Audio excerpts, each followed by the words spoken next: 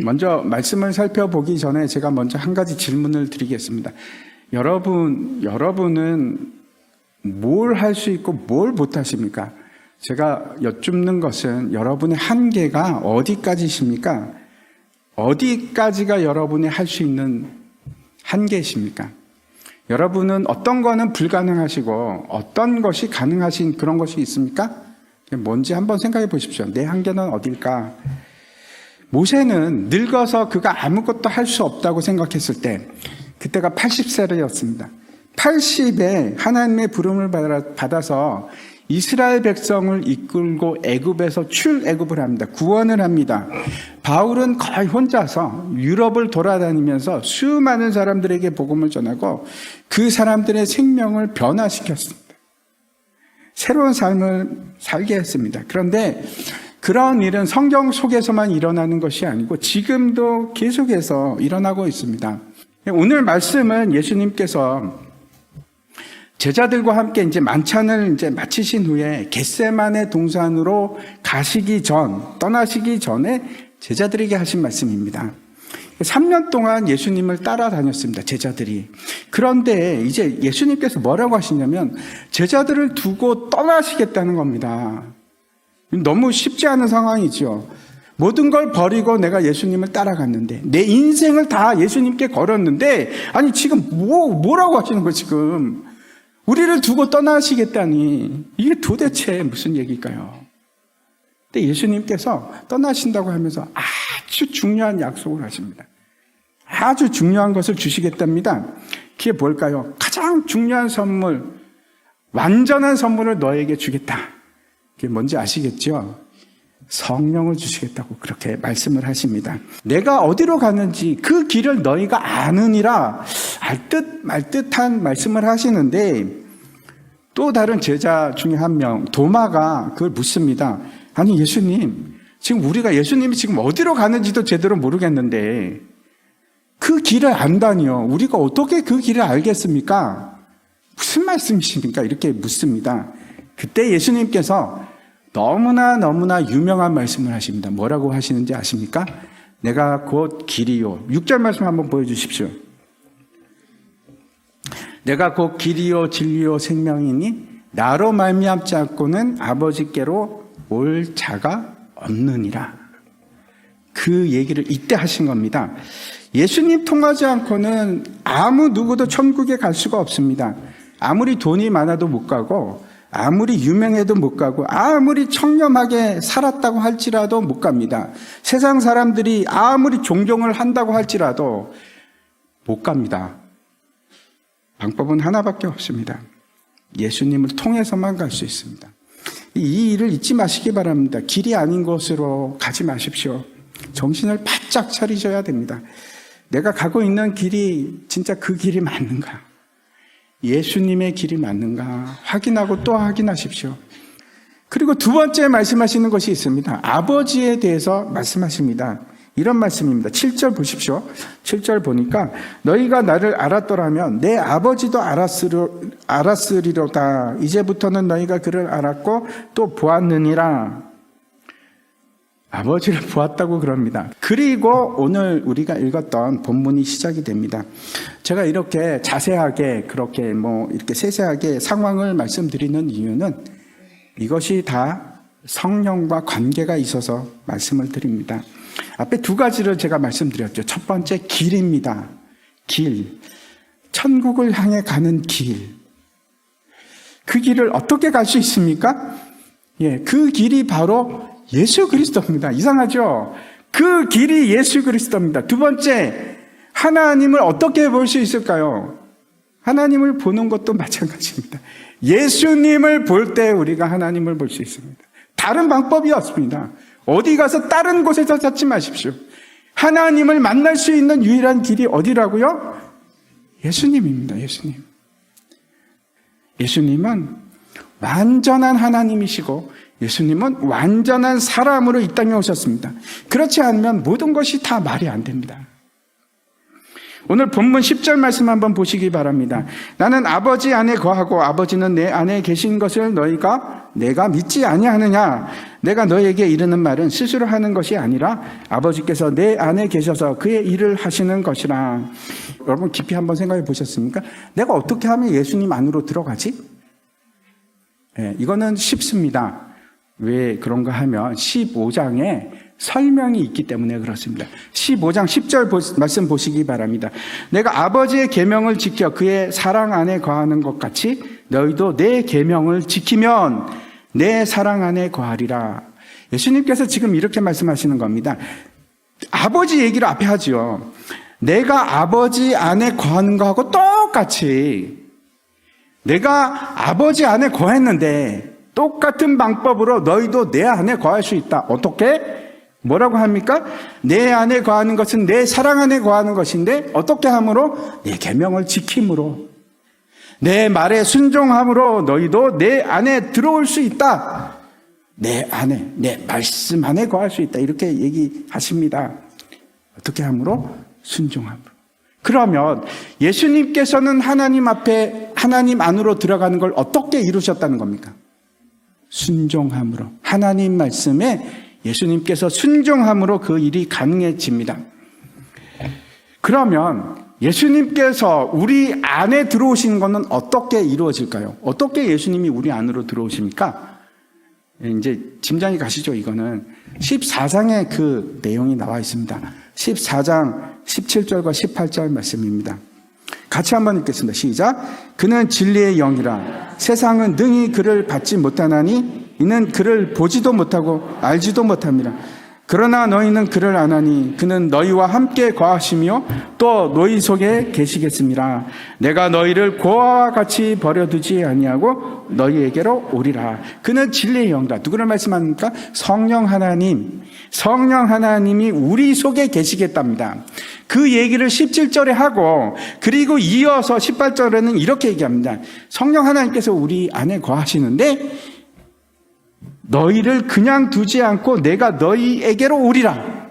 그래서 17절과 18절 두 절을 통해서 우리가 이해를 합니다. 아, 예수님께서 우리 안에 들어오는 것은 어떤 방식으로 들어오십니까? 성령 하나님을 통해서. 예수 그리스도의 영인 성령을 통해서 우리 안으로 들어오시는 겁니다. 그러면 다시 앞으로 가서 앞에 우리가 처음 10절 봤던 예수님이 하나님 안으로 들어가는 건 이해를 하죠. 말씀에 순종함으로 들어갔습니다. 그러면 하나님이 예수님 안으로 어떻게 들어가십니까? 어떻게 들어가실까요? 성령 하나님으로. 이렇게 제가 말씀드리면 에이 목사님, 성령 하나님이 예수님이 우리 안에 들어온 걸 제가 이해를 했습니다. 성령이 들어오시면 되죠. 네, 예수님 안에 성령이 들어가신다고요? 그건 제가 좀 이해하기가 힘든데요 라고 말씀하실 수도 있을 것 같습니다. 근데 성경이 그렇게 증거합니다. 한번 보시기 바랍니다.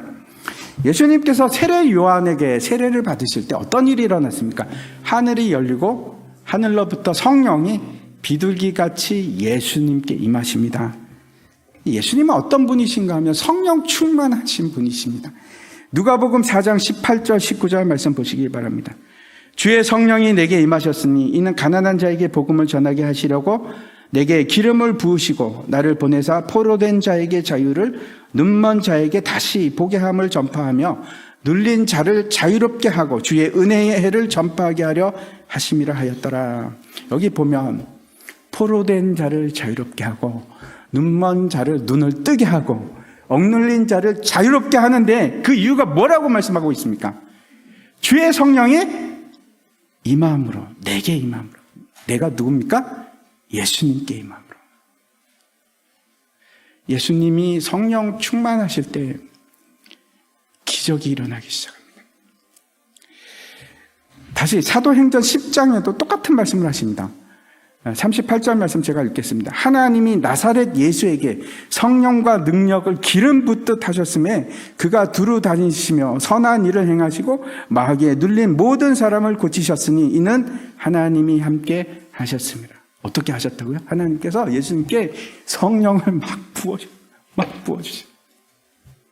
충만케 하셨어요. 예수님이 기적을 행하실 때 그 일이 예수님이 하나님 되심으로, 다시 말씀드려서 신적 권위와 능력으로 행하셨습니까? 아니요. 성경은 그렇게 얘기하지 않습니다. 예수님께서 그 행하신 모든 일들은 성령을 힘입어서 하셨습니다. 예수님의 권위가 아니고 능력이 아니라 성령의 능력을 하신 겁니다. 한번 보시겠습니다. 빌립보서 2장 말씀 보시기 바랍니다. 그는 근본 하나님의 본체시나 하나님과 동등됨을 취할 것으로 여기지 아니하시고 오히려 자기를 비워 종의 형체를 가지사 사람들과 함께 같이 되셨고 사람의 모양으로 나타나사 자기를 낮추시고 죽기까지 복종하셨으니 곧 십자가에 죽으심이라. 예수님께서는 그분 자신이 완전한 하나님이십니다. 하나님 같습니다. 근데 예수님께서 어떻게 하셨는가 하면 하나님과 동등됨을 취하는 걸 포기하십니다. 포기하시고 이 땅에 오시면서 사람의 모습을 입으십니다. 내가 아버지 안에 거하고 아버지께서 내 안에 계심을 믿으라. 그렇지 못하겠거든 행하는 그 일로 말미암아 나를 믿으라. 내가 진실로 진실로 너에게 이르노니 나를 믿는 자는 내가 하는 일을 그도 할 것이요 또한 그보다 큰 일도 하리니 이는 내가 아버지께로 감이라. 이제 이 말씀이 무슨 뜻인지 이해하시리라고 생각합니다. 예수님께서 첫 번째 말씀하신 건 어떻게 우리가 기적을 일으킬 수 있는가? 첫 번째 믿음입니다. 뭘 믿으라는 겁니까? 뭘 믿는다는 걸까요?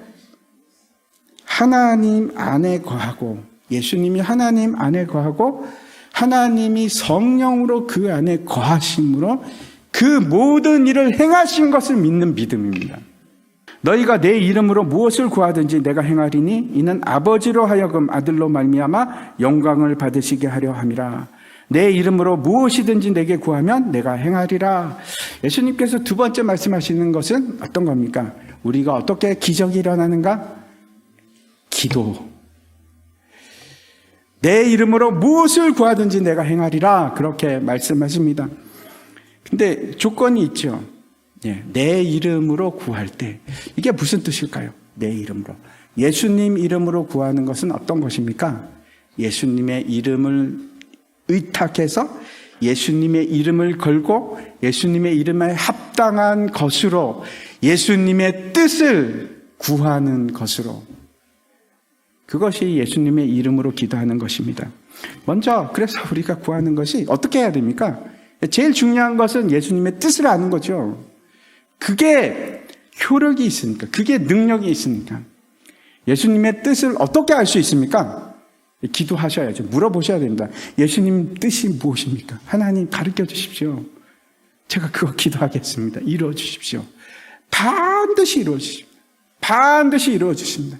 예수님이 거짓말 하신다고 생각하십니까?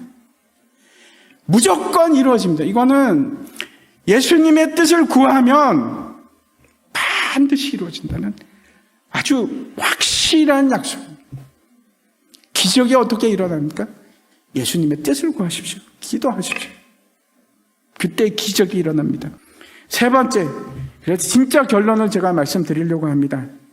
어떻게 하면 우리에게 기적이 일어날까요? 14장 17절 18절 다시 읽겠습니다. 그는 진리의 영이라 세상은 능히 그를 받지 못하나니 이는 그를 보지도 못하고 알지도 못함이라. 그러나 너희는 그를 아나니 그는 너희와 함께 거하심이요 또 너희 속에 계시겠습니다. 내가 너희를 고아와 같이 버려두지 아니하고 너희에게로 오리라. 세 번째입니다. 진리의 영. 누구십니까? 성령 하나님께서 우리 안에 거하시는 겁니다. 임하시는 겁니다. 함께 하시는 겁니다. 우리를 고아와 같이 버려두지 않으시고 우리에게 성령을 주시겠다고 합니다. 이게 세 번째입니다. 우리에게 어떻게 기적이 일어날까요?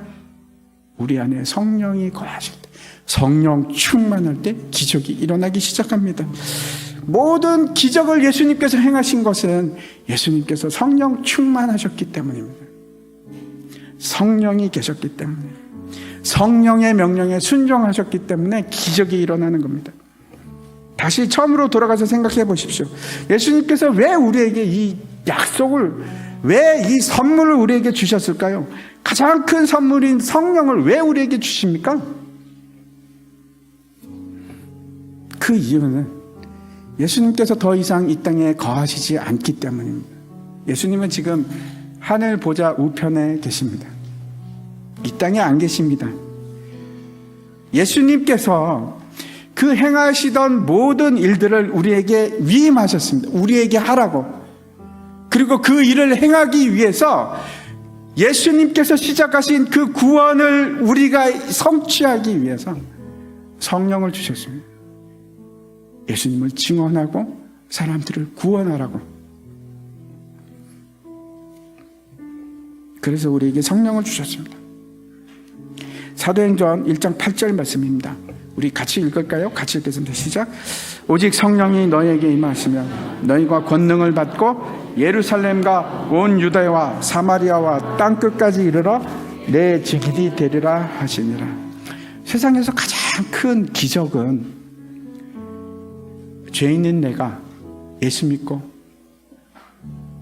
구원받은 겁니다. 저에게 있어서 이거보다 더 큰 기적은 없습니다. 내가 어떻게 구원을 받지? 나 같은 죄인이? 이거보다 더 큰 기적이 있을까요? 저에게 가장 큰 기적은 이겁니다. 영원한 생명을 얻은 것. 세상에 그냥 있다가 사라지는 그런 것이 아니고 영원한 생명을 내가 받았습니다. 기적처럼 받았습니다. 하나님께서 우리를 부르신 이유는 또 다른 기적을 일으켜 주시기 위해서. 오순절날 마가의 다락방에서 사람들이 모여 있을 때 성령이 불같이 임하기 시작합니다. 그런데 그때 모든 사람에게 임합니다. 모든 사람에게. 베드로가 고넬료의 집에 가서 복음을 전할 때 하나님께서 성령을 부어주시는데 모든 가족에게, 모든 사람에게 성령을 부어주십니다. 그리고 그 결과가 뭔지 아십니까? 예수를 믿었습니다. 예수를 믿었습니다.